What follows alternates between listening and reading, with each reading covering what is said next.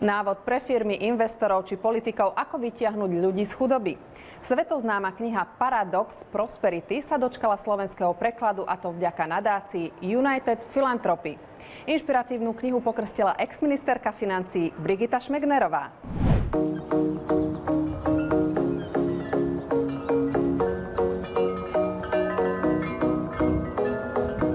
Pred niekoľkými desaťročiami bola Južná Kórea presiaknutá chudobou. Dnes je vzorom blahobytu. Ako sa to podarilo?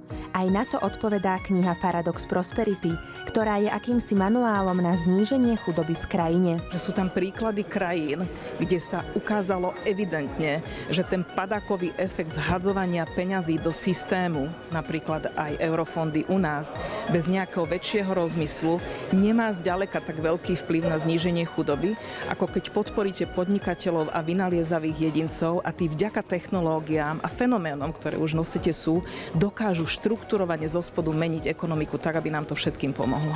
Ja si myslím, že to je množstvo dobrých lídrov, ktorí dokážu byť inšpiratívni nielen pre svoje okolie, ale pre celú krajinu a predovšetkým, keď sa tí správni ľudia dostanú, by som povedal, dôveru a voľnú ruku na to, aby mohli to Slovensko posunúť trošku ďalej, tak sa nám to všetkým aj spoločne podarí. Knihu pokrstila bývalá ministerka financií a uznávaná ekonómka Brigita Šmegnerová.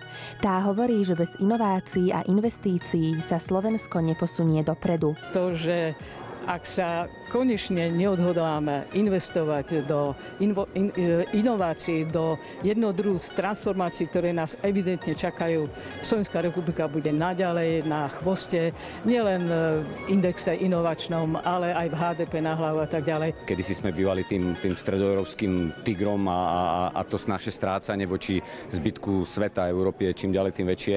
A sú za tým aj tie chýbajúce inovácie, ale tie podľa mňa sú ako keby len vrcholom nejakého toho ľadovca a to, čo mne chýba osobne, je podpora práve toho podnikania. Tých zmien je tu určite množstvo, ktoré je potrebné spraviť, ale asi, keby som povedal, možno, že to najjednoduchšie je trošku viac rozviazať mladým ruky, dať im príležitosti, trošku to viac podporiť. Ale za mňa každý mladý človek, každý, ktorý sa rozhodne, že nebude nejakým spôsobom závislý, že sa nechce len zamestnať, ak si obere ten osud do vlastných rúk, tomu treba proste len tlieskať, to treba podporovať, lebo to sú tí ľudia, ktorí potom prinášajú tie inovácie. Potenciál budúcich lídrov rozvíja aj nadácia United Philanthropy. Jej zakladatelia tvrdia, že úspešní by mali pomáhať menej úspešným a že pomáhať je ľudské a potrebné. Chcel by som poďakovať pánovi Ortovi, že podporuje mladých ľudí ako som ja na ich ceste za úspechom. Ako zmeniť Slovensko podľa mňa? Viacej mladých ľudí v politike a myslím si, že nebať sa tých inovácií, tak ako hovorili dneska na tomto krásnom evente. Myslím si, že tie inovácie pre Slovensko sú veľmi dôležité, pretože nás posunú ďalej, tak ako sú vyspelé krajiny vo svete a myslím si, že na to máme.